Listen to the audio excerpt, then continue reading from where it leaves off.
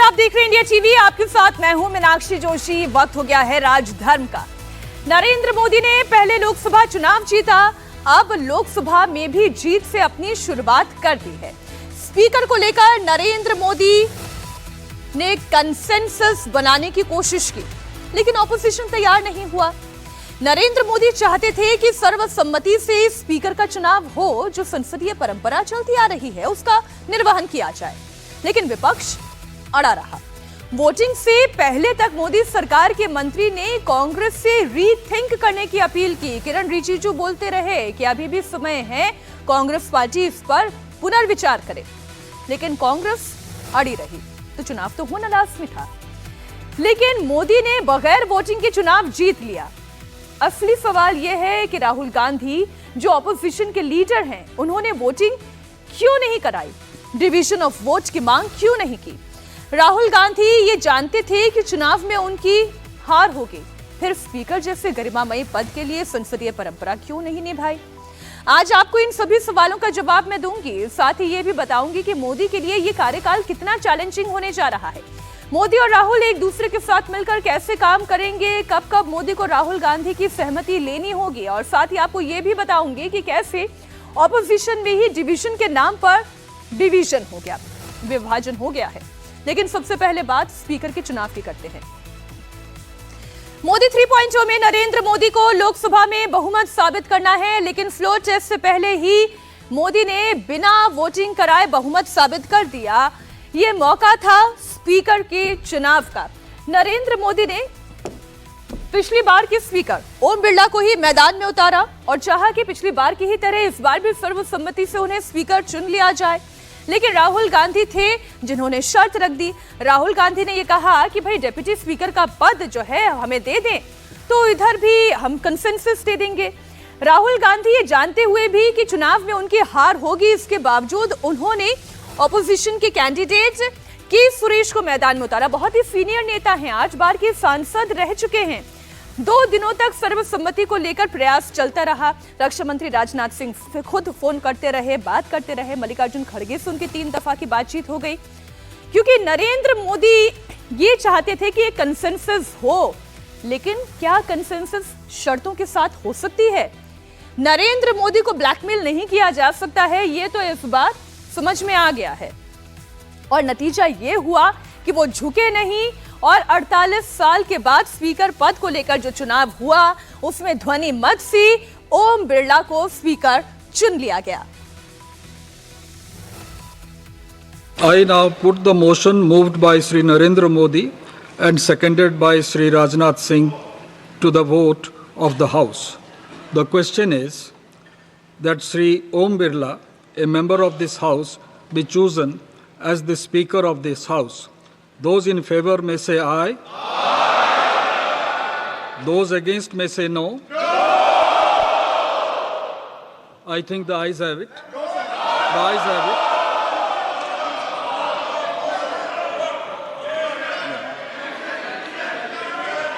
The motion is adopted.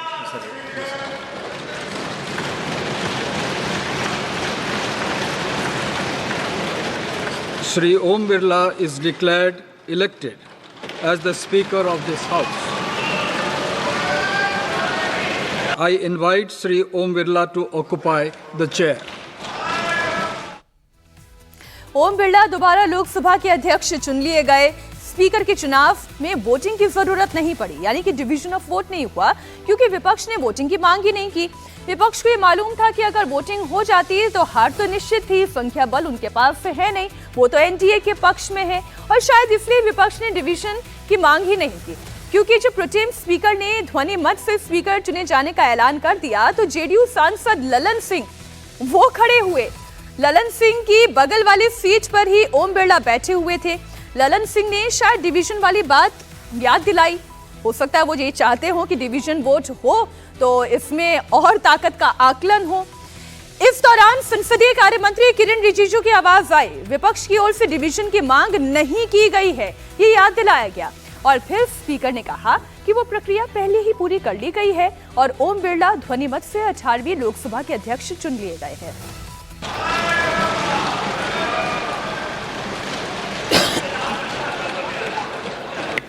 इन्होंने division force नहीं किया है, इसलिए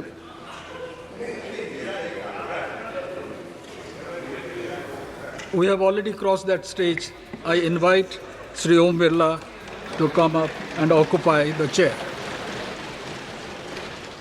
डिवीजन ऑफ वोट हो भी जाता तो भी नतीजा यही होता जो आज आपने देखा। लेकिन क्या आपने गौर किया, लोकसभा में कहा गया कि डिवीजन की मांग नहीं की गई है, इसलिए ध्वनि मत से ओम बिरला स्पीकर चुन लिए गए। लेकिन ममता बनर्जी के भतीजे और लोकसभा में चौथी बड़ी पार्टी टीएमसी के सांसद अभिषेक बैनर्जी ये दावा कर रहे हैं कि डिवीजन की तो मांग की गई थी, कांग्रेस की ओर से भी डिवीजन की मांग की गई थी, लेकिन उनके मांग को अनसुना कर दिया गया।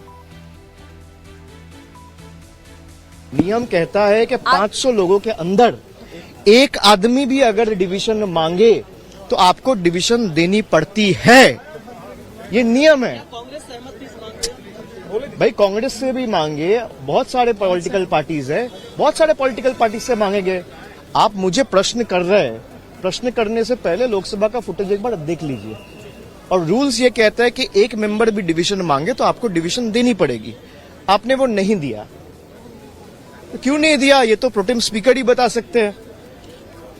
जो चेयर पे बैठे थे वो बता सकते हैं।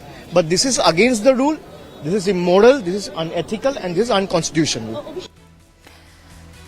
Against the rule, immoral, unethical, unconstitutional, सारी बातें आपने सुन ली। अभिषेक बैनर्जी ने कही, वो टीएमसी के नंबर 2 नेता कहे जाते हैं। ये वो दावा कर रहे हैं कि डिवीजन की मांग की गई थी।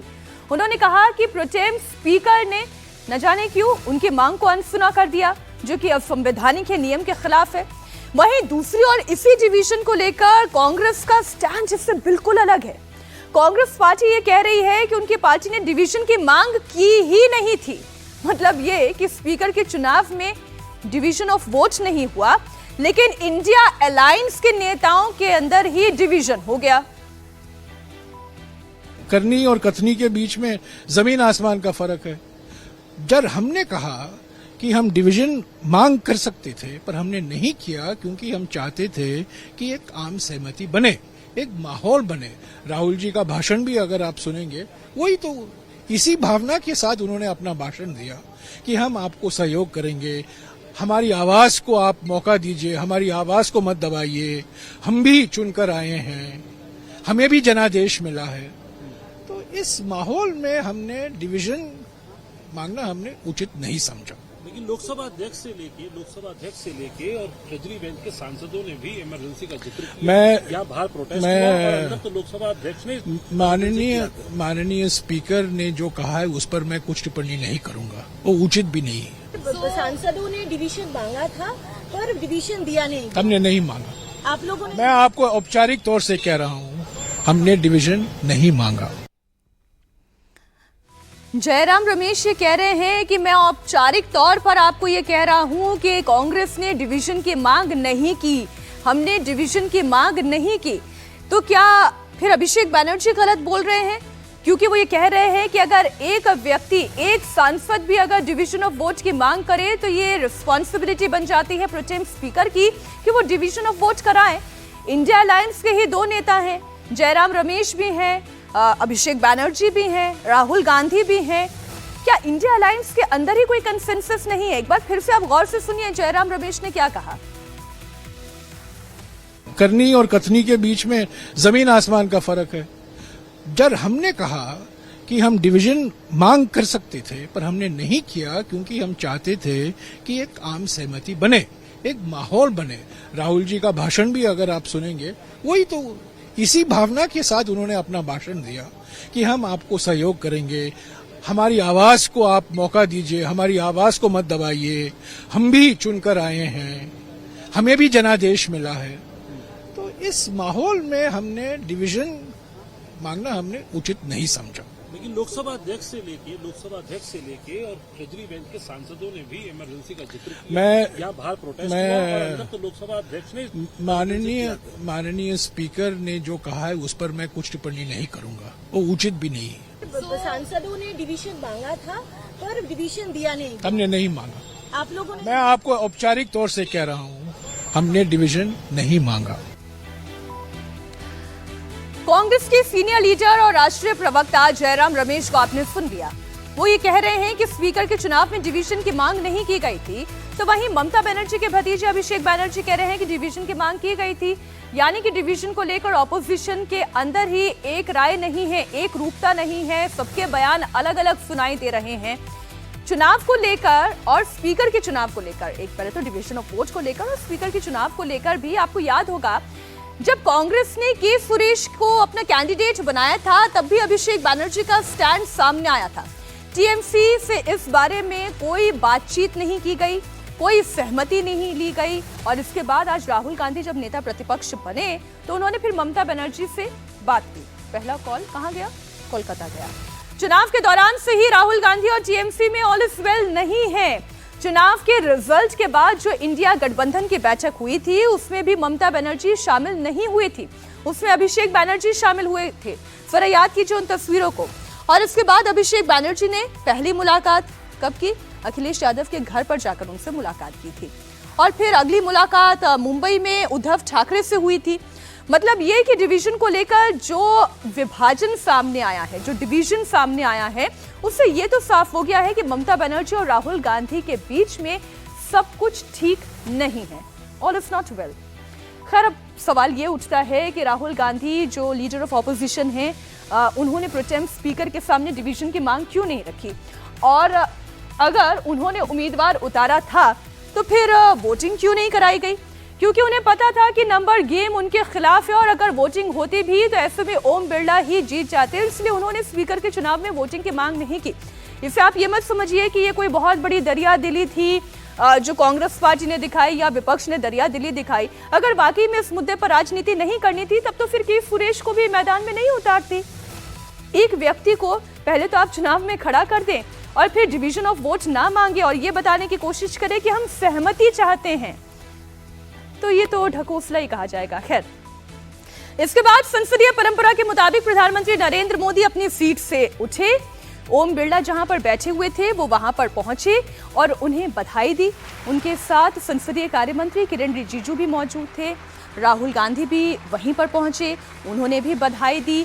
क्योंकि वो नेता प्रतिपक्ष हैं इसलिए जिम्मेदारी उनकी भी बनती है। ये तस्वीर आप देखिए, ये तस्वीर बड़ी शानदार तस्वीर है। ये स्वस्थ लोकतांत्रिक प्रक्रिया की एक तस्वीर है जहां पर ओम बिरला जो कि स्पीकर चुने गए, उनकी चेयर तक खुद प्रधानमंत्री नरेंद्र मोदी पहुंचे। उन्हें अपने साथ लेकर जब वो लोकसभा के अध्यक्ष की स्पीकर की चेयर पर पहुंचे तो उस वक्त उनके साथ साथ राहुल गांधी भी दिखाई दे रहे थे। एक नए अंदाज में वो दिखाई दे रहे हैं। कुर्ता पजामा उन्होंने पहना हुआ है, हाथ मिलाकर उन्होंने कांग्रेचुलेट किया और पीछे किरण रिजिजू जो कि संसदीय कार्य मंत्री के पोजीशन पर है, एक संवैधानिक पद है, वो भी इस तस्वीर में दिखाई दिए। प्रधानमंत्री मोदी ने ओम बिरला की उपलब्धियों का आज जिक्र किया जो 17वीं लोकसभा में उनके अध्यक्ष रहने के दौरान हासिल की गई थी।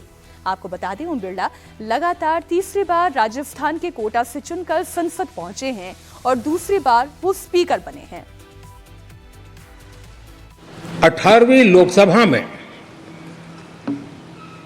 स्पीकर का कार्यभार दूसरी बार संभालना ये अपने आप में एक बड़ा नया रिकॉर्ड बनते हम देख रहे हैं। श्री बलराम जाखड़ जी वो पहले ऐसे अध्यक्ष थे जिन्होंने 5 साल कार्यकाल पूरा करके फिर दोबारा उनको स्पीकर बनने का अवसर मिला था। उसके बाद आप हैं जिन्हें 5 साल पूर्ण करने के बाद दोबारा इस पद पर हासिल होने का अवसर मिला। गत 20 साल का एक ऐसा कालखंड रहा है कि ज़्यादातर स्पीकर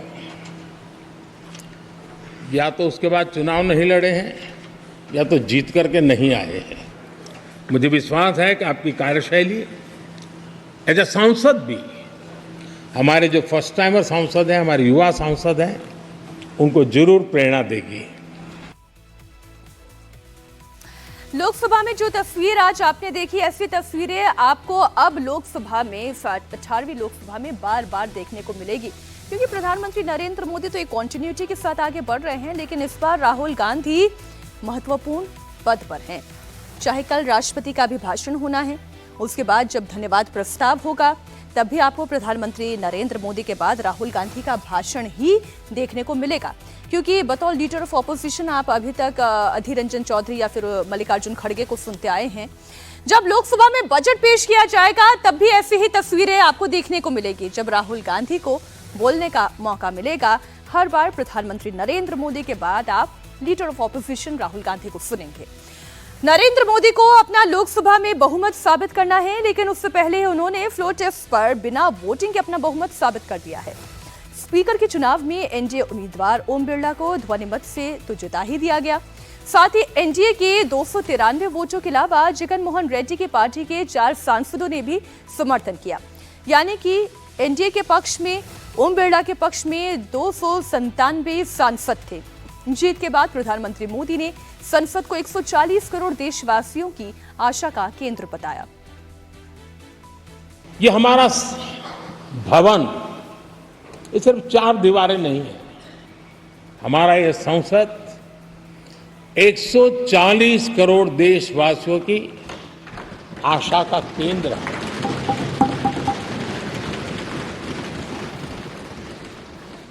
संसद की कार्यवाही, जवाबदेही और आचरण हमारे देशवासियों के मन में लोकतंत्र के प्रति जो उनकी निष्ठा है उसको और अधिक मजबूत बनाता है।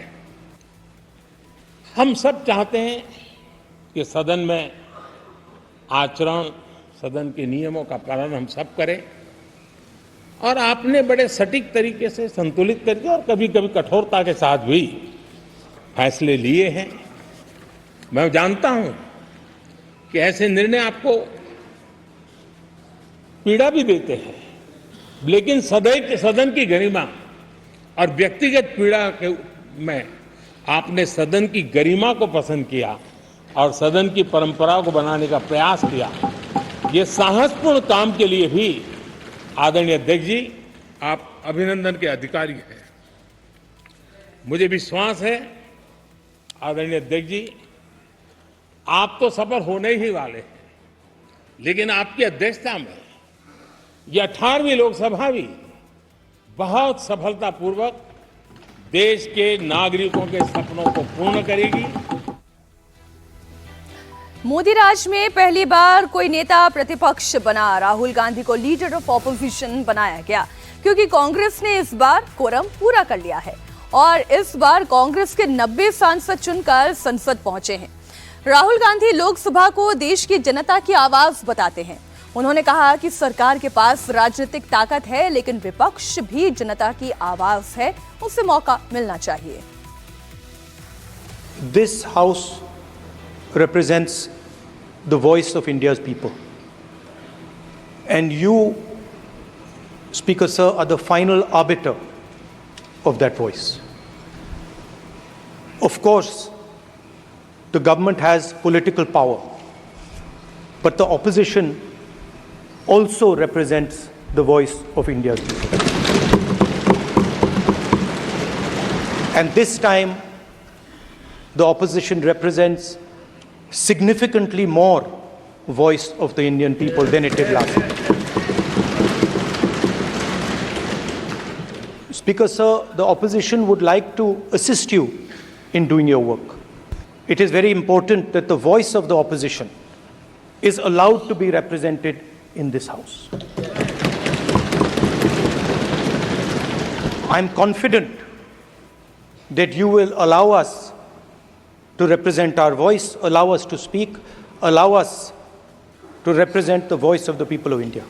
The question is not how efficiently the House is run. The question is how much of India's voice is being allowed to be heard in this House. So the idea, Speaker Sir, the idea that you can run the House efficiently by silencing the voice of the opposition is a non-democratic idea.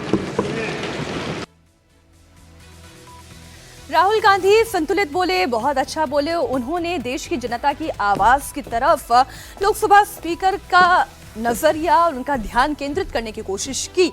लेकिन मैं आपको अब पिछले 10 साल का record दिखाती हूँ।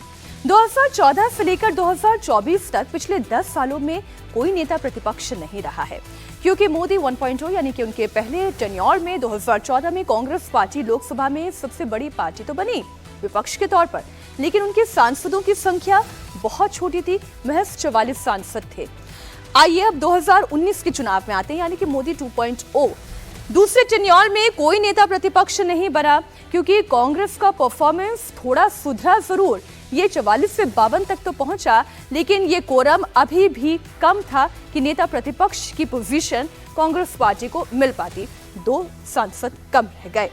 मोदी 3.0 में, यानी कि ये तीसरा टेन्योर जो इस वक्त आप मोदी सरकार का देख रहे हैं, इसमें कांग्रेस पार्टी ने अच्छा प्रदर्शन किया। पिछले दोनों बारों के मुकाबले इस बार राहुल गांधी को नेता प्रतिपक्ष की कुर्सी इसलिए मिली क्योंकि 90 सांसद कांग्रेस पार्टी के चुनकर संसद भवन पहुंचे।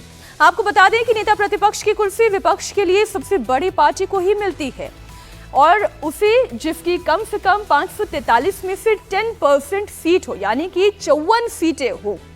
लेकिन कांग्रेस पिछले 2 चुनाव में ये हासिल करने में फेल रही है। हमने आपको बताया कैसे 44 2014 के चुनाव में और 2019 के चुनाव में कांग्रेस पार्टी 52 सीटों पर सिमट गई, जबकि कम से कम 54 सीटें चाहिए होती हैं। इतनी स्ट्रेंथ लीडर की होनी चाहिए, तभी लीडर ऑफ ऑपोजिशन खड़ा हो सकता है।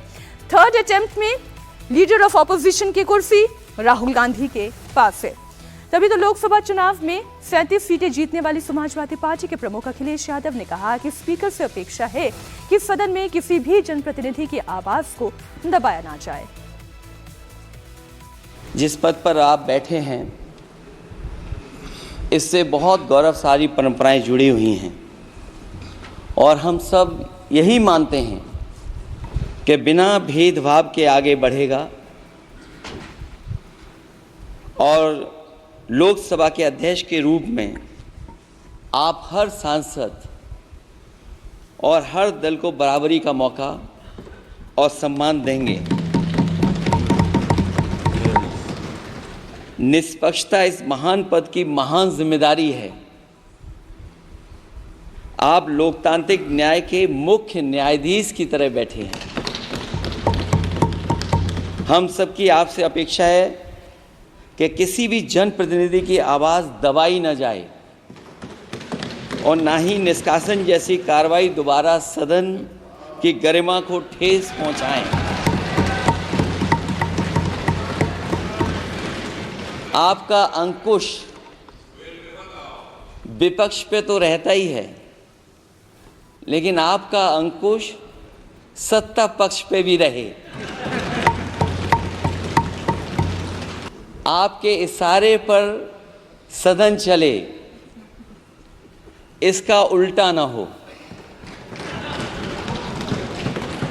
हम आपके हर न्याय संगत फैसले के साथ खड़े हैं। अखिलेश यादव कह रहे हैं कि विपक्ष की आवाज नहीं दबानी चाहिए, और 10 साल के बाद पहली बार राहुल गांधी को नेता प्रतिपक्ष की अहम जिम्मेदारी भी मिल गई है, तो इस पद पर उनकी भूमिका भी अब बड़ी हो गई है। वो सरकार के आर्थिक फैसलों की समीक्षा कर पाएंगे और सरकार के फैसलों पर अपनी टिप्पणी भी कर पाएंगे। राहुल गांधी उस लोक लेखा समिति के भी प्रमुख बन जाएंगे जो सरकार के सारे खर्च की जांच करती है और उनकी समीक्षा करने के बाद टिप्पणी करती है। स्पीकर की चुनाव में भले ही विपक्ष की हार हुई है, लेकिन विपक्ष का कहना है कि ये प्रतीकात्मक लड़ाई है और सत्ता पक्ष को मैसेज देने के लिए ये चुनाव कराया गया है। देखिए, हमने ये एक प्रतीकात्मक लड़ाई की, एक परंपरा का भी पालन किया, चुनाव नहीं होने दिया, लेकिन ये भी मैसेज संदेश दिया है कि आपके सामने अभी लोकसभा में एक बहुत ही मजबूत विपक्ष बैठा है और एक बहुत ही मजबूत विपक्ष का नेता बैठा है। राहुल गांधी नेता प्रतिपक्ष के तौर पर उसी टेबल पर बैठेंगे जहां प्रधानमंत्री मोदी बैठेंगे, और ऐसा पहली बार होगा कि कुछ फैसलों में प्रधानमंत्री को नेता प्रतिपक्ष के तौर पर राहुल गांधी से सहमति भी लेनी होगी। आइए आपको बता देते हैं क्या क्या चीजें इसमें शामिल हैं। बड़ी स्क्रीन पर जरा इस पूरी जानकारी को लेकर जाएं। राहुल गांधी से किन किन मुद्दों पर हो सकता है प्रधानमंत्री नरेंद्र मोदी को सहमति भी लेनी पड़े। सीईसी की अगर बात की जाए तो इसकी नियुक्ति वाली बैठक में दोनों एक टेबल पर होंगे। वहीं अगली चुनाव आयुक्तों को चुनने वाली बैठक, सीबीआई चीफ की नियुक्ति हो, सीवीसी की नियुक्ति करने वाली मीटिंग हो, सीआईसी की नियुक्ति वाली बैठक हो। इसके अलावा लोकपाल को चुनने वाली बैठक, एनएचआरसी के चेयरपर्सन की नियुक्ति वाली, यानी जितने भी इंपॉर्टेंट इंस्टीट्यूशंस है, जब उसके चीफ को चुनने की बात आएगी तो उसमें लीडर ऑफ ऑपोजिशन की राय भी महत्वपूर्ण हो जाएगी। वहां पर भी कंसेंसस की जरूरत होगी। प्रधानमंत्री नरेंद्र मोदी को, leader of opposition Rahul Gandhi को आप उन मौकों पर एक साथ एक टेबल पर देखेंगे। बिहार की पूर्णिया से निर्दलीय जीतकर सदन पहुंचे पप्पू यादव ने कहा कि सरकार ने सत्र की शुरुआत राजनीति से की है। स्पीकर और डिप्टी स्पीकर के मामले में पप्पू यादव ने कहा कि बीजेपी ने रंग में भंग डालने का काम किया है। जब स्पीकर का चयन हुआ और सहमति के साथ और एक बेहतर संदेश दिया गया, वहां आप रंग में भंग, और पहले दिन ही आपने कह दी कि तकरार के रास्ते ही होंगे। तो अब जब आप रोपिएगा बबूल तो खाइएगा खजूर, आप क्या उम्मीद करेंगे जब आप पहला दिन ही राजनीतिकरण कर दिए सदन का। सब कुछ के बाद आपने रंग में भंग कर दिए और मूल्यों और नैतिकता को आप संरक्षण भी नहीं दिया, और आप कंप्लीट पार्टी के एजेंडे पर स्पीकर साहब को बाध्य कर दिए। तो ये तो गलत है, ये परंपरा तो गलत है। राहुल गांधी अब नेता प्रतिपक्ष के तौर पर उस कमेटी का भी हिस्सा होंगे जो सीबीआई डायरेक्टर, सीवीसी यानी सेंट्रल विजिलेंस कमिश्नर, मुख्य सूचना आयुक्त, लोकपाल या Lokayukta, national human rights commission के चेयरपर्सन और सदस्य और मुख्य चुनाव आयुक्त के साथ ही चुनाव आयुक्तों की नियुक्ति करती है।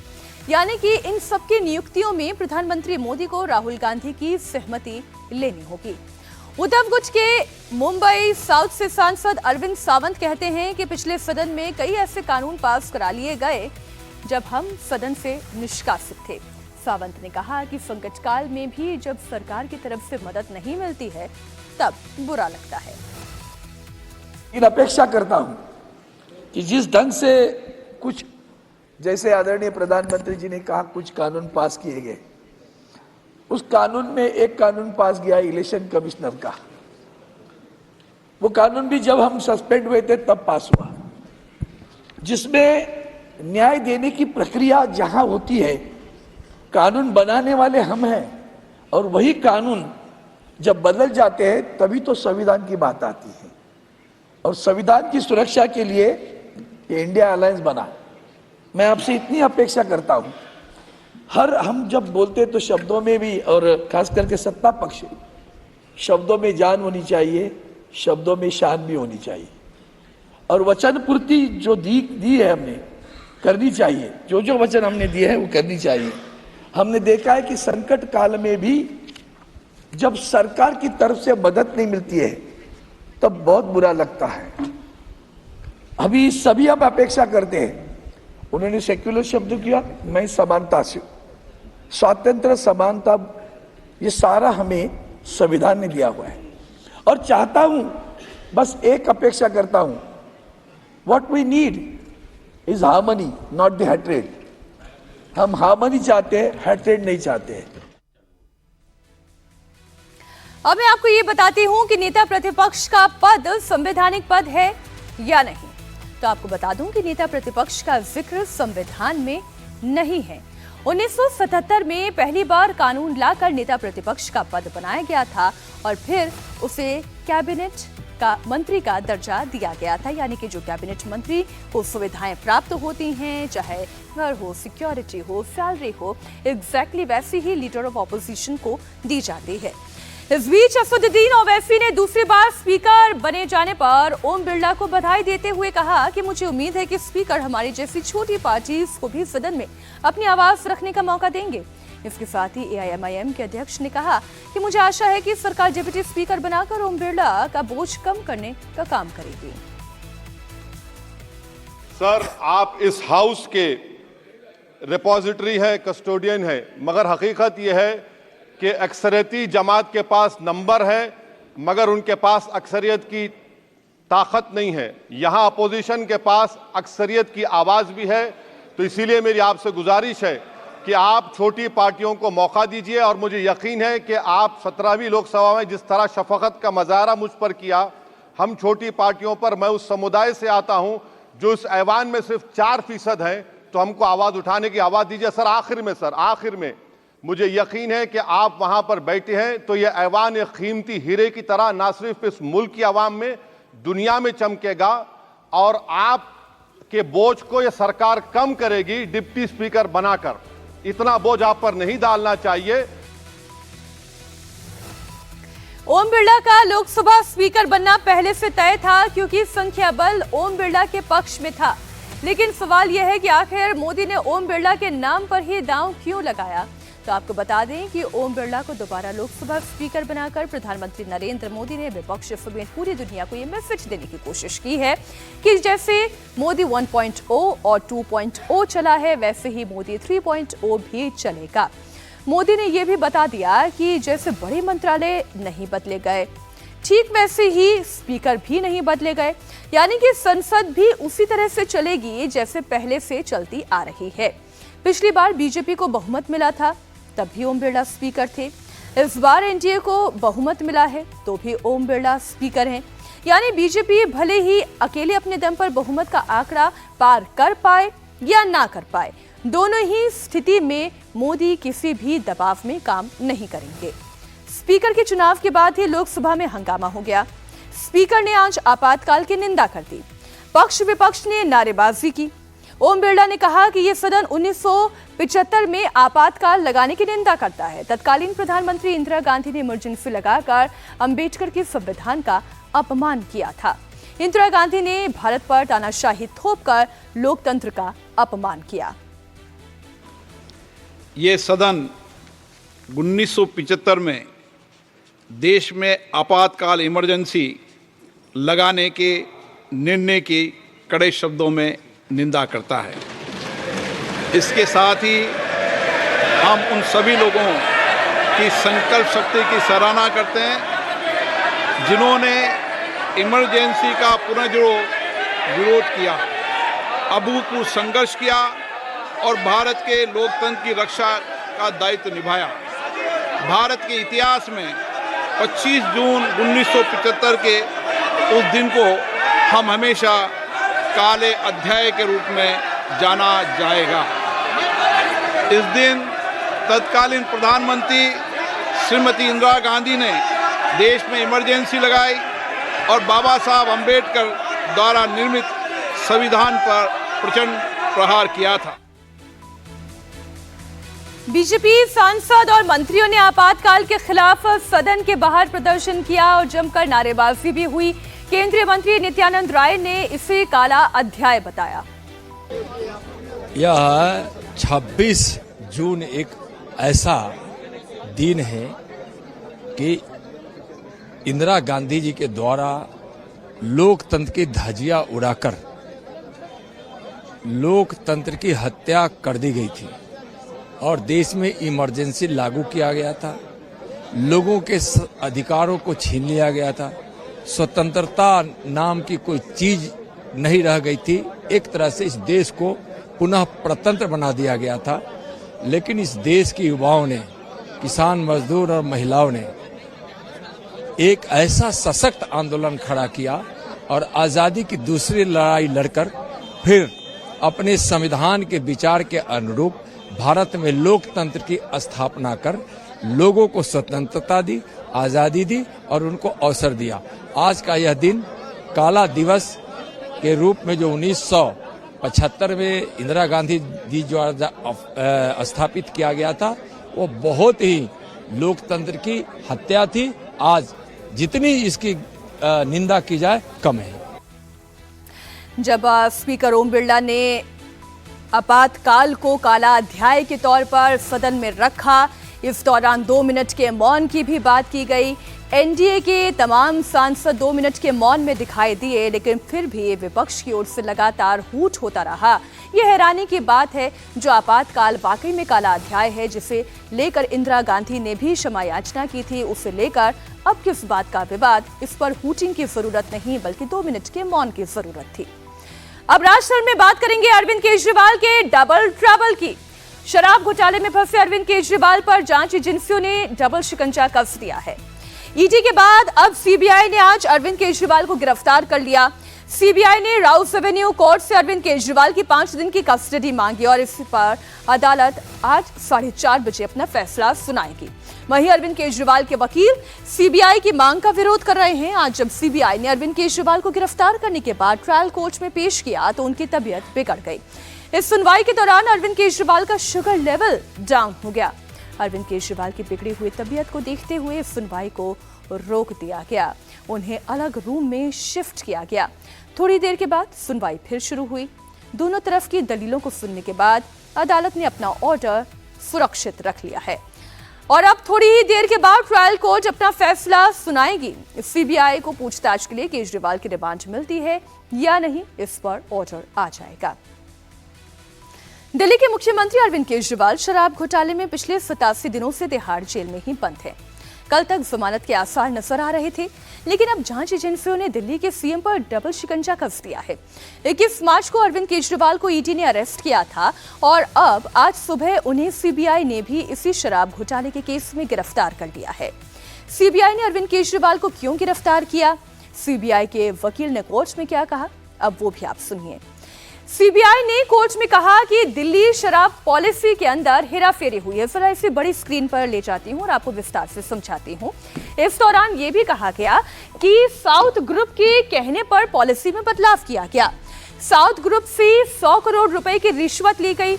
उनके कहने पर प्रॉफिट मार्जिन बढ़ाकर इसे 6 से 12% तक कर दिया गया। देखिए, प्रॉफिट परसेंटेज भी बढ़ाया गया। इतना ही नहीं, जो घोटाले से रुपए कमाए गए उसका फिर गोवा के इलेक्शन में इस्तेमाल किया गया। गोवा में अरविंद केजरीवाल के ठहरने का खर्च हवाला के जरिए चुकाया गया। सीबीआई ने कोर्ट में दावा किया कि उनके पास पैसे का ट्रेल और पर्याप्त सबूत है और इसलिए 5 दिन की कस्टडी भी ले ली गई। सीबीआई ने कोर्ट से कहा कि अरविंद केजरीवाल से हिरासत में लेकर पूछताछ करना बहुत जरूरी है। कल जब उनसे तिहाड़ जेल में पूछताछ की गई थी तो वो जांच में सहयोग नहीं कर रहे थे। सीबीआई ने दावा किया कि कल जेल में जब उनसे आम आदमी पार्टी के कम्युनिकेशन हेड विजय नायर के रोल के बारे में पूछा गया तो उन्होंने उसका जवाब ठीक तरीके से नहीं दिया। अरविंद केजरीवाल ने कहा कि विजय नायर उनके अधीन नहीं है, बल्कि वो इंडिपेंडेंट काम करते हैं। वो आतिशी और सौरभ भारद्वाज के अधीन काम करते हैं। सीबीआई ने यह भी कहा कि अरविंद केजरीवाल ने सारा ठीकरा मनीष सिसोदिया पर फोड़ दिया। क्या जवाब दिया अरविंद केजरीवाल ने? सोचिए, एक तरफ कहते हैं अरविंद केजरीवाल की मैं, मनीष सिसोदिया और आम आदमी पार्टी निर्दोष हैं, उन्होंने कोई गुनाह नहीं किया, तो वहीं एक्साइज पॉलिसी का आइडिया किसका था? मनीष सिसोदिया का। जब उनसे ये पूछा गया कि दिल्ली एक्साइज पॉलिसी किसने बनाई तो उन्होंने क्लियरली मनीष सिसोदिया का नाम ले लिया। इतना ही नहीं, जब उनसे सवाल पूछा गया कि क्या वो गोवा गए थे, अगर गए थे तो फिर ठहरने का खर्च कहां से वहन किया गया, किसने ये ठहरने का खर्च उठाया, तो उन्होंने क्या जवाब दिया कि उन्हें ठीक से याद ही नहीं। अब बताइए, नेता हैं, उन्हें याद नहीं कि कहीं पर ठहरने का, खाने पीने का, वहाँ के ट्रैवल का खर्च किसने उठाया? ये वाकई में हैरान करने वाली बात है। हालांकि अरविंद केजरीवाल ने मनीष सिसोदिया पर ठीकरा फोड़ने वाली बात को गलत बताया। उन्होंने कहा कि उन्होंने ऐसा कोई बयान नहीं दिया है। अरविंद केजरीवाल ने कोर्ट में कहा कि सीबीआई सूत्रों के हवाले से ऐसा चल रहा है कि मैंने सारा दोष मनीष सिसोदिया पर डाल दिया। ये बात बिल्कुल गलत है, मैंने ऐसा कभी नहीं कहा। मनीष सिसोदिया, मैं और आम आदमी पार्टी पूरी तरह से निर्दोष हैं। वहीं सीबीआई के वकील ने कहा कि खुद अरविंद केजरीवाल पहले ये बात कह चुके हैं कि नई नीति सिसोदिया का ही आइडिया था। कोर्ट ने बयान देखने के बाद टिप्पणी की कि केजरीवाल का बयान वह नहीं है जैसा सरकारी वकील कह रहे हैं। सीबीआई के वकील ने कहा कि अगर हमने ये बयान पढ़ दिया तो ये दिक्कत में आ जाएंगे। इसका मतलब ये कि अभी उस स्टेटमेंट में बहुत सारी ऐसी बातें हैं जो अरविंद केजरीवाल, मनीष सिसोदिया, आम आदमी पार्टी की दिक्कत बढ़ा सकते हैं और इनके आपसी रिश्तों को लेकर भी सवाल खड़े कर सकते हैं। उधर अरविंद केजरीवाल ने कोर्ट में बताया कि आबकारी नीति के 3 उद्देश्य हैं। हमें रेवेन्यू बढ़ाना था और जो लंबी लाइन लगी रहती थी वो खत्म करनी थी।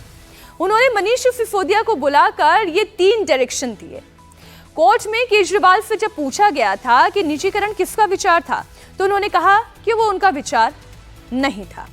अरविंद केजरीवाल के वकील ने भी कोर्ट में सीबीआई के सभी आरोपों को सिरे से नकार दिया। अरविंद केजरीवाल के वकील विक्रम चौधरी ने कहा कि सबसे पहले अदालत को ये देखना होगा कि क्या गिरफ्तारी की जरूरत थी। इसके साथ ही ये भी देखना होगा कि क्या रिमांड की जरूरत है, क्योंकि अरविंद केजरीवाल के खिलाफ एक भी सबूत नहीं है। आइए आपको विस्तार से समझाती हूं।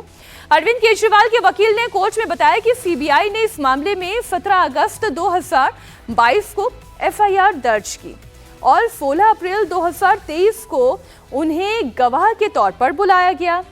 आगे बात बढ़ी, उस दिन को से लेकर सोमवार 24 जून तक उन्हें कभी भी पूछताछ के लिए नहीं बुलाया गया, यह वकील की ओर से कहा गया। पहली चार्जशीट नवंबर 2022 में दाखिल हुई। 7 आरोपी और 7,600 पन्नों का एक दस्तावेज दिया गया। सीबीआई ने दूसरी चार्जशीट में अप्रैल 2023 को दाखिल की। अब तक 4 चार्जशीट इस पूरे मामले में दाखिल की जा चुकी है और उन चारों चार्जशीट में अरविंद केजरीवाल का कहीं भी कोई जिक्र नहीं है। बात आगे बढ़ी। अब देखिए, आखिरी चार्जशीट 8 जून को दाखिल की गई। मुंगटा रेड्डी ने रिश्वत देने के बाद को कबूल किया। उन्होंने उसे गवाह के तौर पर घोषित किया, यानी कि मुंगटा रेड्डी का बेटा पीएमएलए मामले में आरोपी था और बाद में सरकारी गवाह बना और अब इस मामले में वो सरकारी गवाह के तौर पर सारी जानकारियां साझा कर रहा है। वहीं खुद मुंगटा रेड्डी 29 फरवरी 2024 को एनडीए में शामिल हो गए और उनके सभी पाप धुल गए। ऐसी बातें आम आदमी पार्टी की ओर से कही जा रही है। सीबीआई तथा कथित शराब घोटाले की, मनगढ़ंत शराब घोटाले की 2 साल से जांच कर रही है। पहली बार अरविंद केजरीवाल जी को 16 अप्रैल 2023 को बुलाया गया और गवाह के तौर पर बुलाया गया।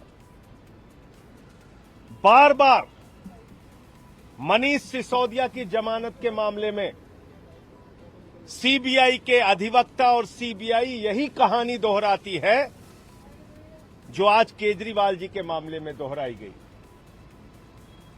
और बड़ी मजेदार बात है कि जिस मंगुंटा रेड्डी के बयान की बात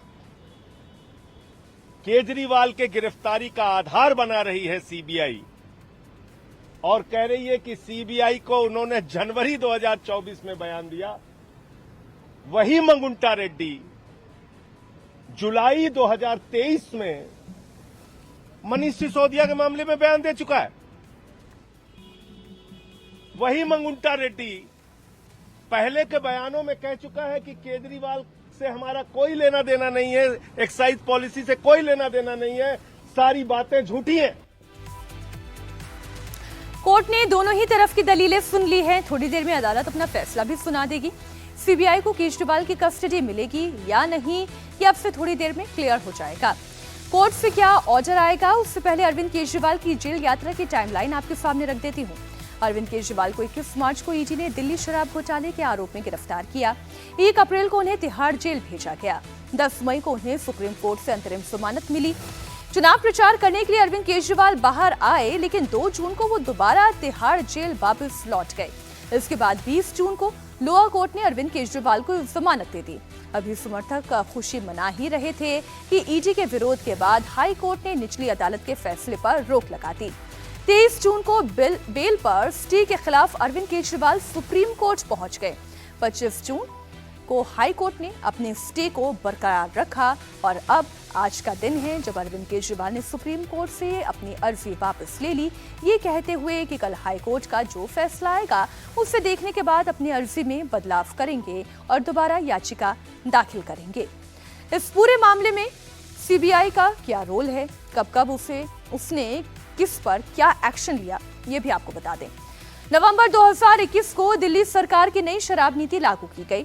8 जुलाई 2022 को दिल्ली के उपराज्यपाल के पास शराब नीति में उल्लंघन करने की शिकायतें पहुंची। 22 जुलाई 2022 को लेफ्टिनेंट गवर्नर ने सीबीआई जांच की सिफारिश कर दी। 17 अगस्त 2022 को सीबीआई ने इस मामले में केस दर्ज किया। 19 अगस्त 2022 को सीबीआई ने उस वक्त के डिप्टी सीएम मनीष सिसोदिया के घर पर रेड डाली। सितंबर 2022 में आम आदमी पार्टी के कम्युनिकेशन हेड विजय नायर को सीबीआई ने अरेस्ट किया। मार्च 2023 में सीबीआई ने मनीष सिसोदिया को गिरफ्तार किया। कल यानी कि 25 जून की रात सीबीआई ने तिहाड़ जेल में बंद अरविंद केजरीवाल से भी पूछताछ की और आज सुबह अरविंद केजरीवाल को सीबीआई ने गिरफ्तार कर लिया। बीजेपी कह रही है कि अरविंद केजरीवाल के खिलाफ सारे सबूत हैं, वो शराब स्कैम में मास्टरमाइंड है। और इसी बीच एक बड़ी खबर आपको दे दें। चलिए, शराब घोटाले के मामले में आज 4:30 पर कोर्ट अपना फैसला सुनाएगी, लेकिन उससे पहले शराब घोटाले को लेकर सीबीआई ने जो अब तक जांच की है वो पूरी टाइमलाइन आपके सामने रख रहे हैं। अरविंद केजरीवाल लगातार ये कह रहे हैं कि कोई शराब घोटाला नहीं हुआ, उनके घर से, मनीष सिसोदिया के घर से 1 रुपया तक नहीं मिला। संजय सिंह को आपने सुना जो लगातार ये कह रहे हैं कि उनके खिलाफ ये एक राजनीतिक साजिश का ही नतीजा है। इधर अरविंद केजरीवाल से जब आज सिसोदिया वाले स्टेटमेंट पर सवाल पूछा गया तो उन्होंने जो कहा, जो जवाब था, वो भी आपके सामने रखें। अरविंद मनीष वाले स्टेटमेंट कहेंगे। अरविंद मैंने क्लैरिफाई कर दिया कोर्ट में। अरविंद मनीष वाले स्टेटमेंट कहेंगे। अरविंद मैंने क्लैरिफाई कर दिया कोर्ट में।